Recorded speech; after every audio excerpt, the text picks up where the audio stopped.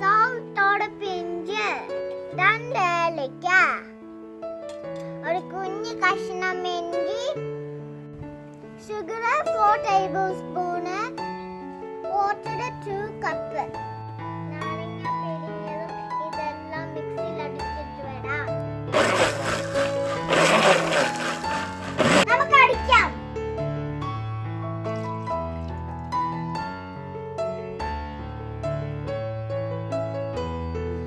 Lime juice ready. നമുക്ക് serve ചെയ്യാം.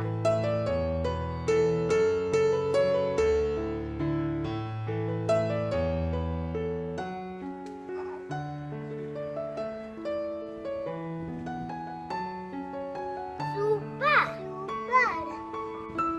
നിങ്ങൾ ട്രൈ ചെയ്ത് നോക്കണേ. ബൈ.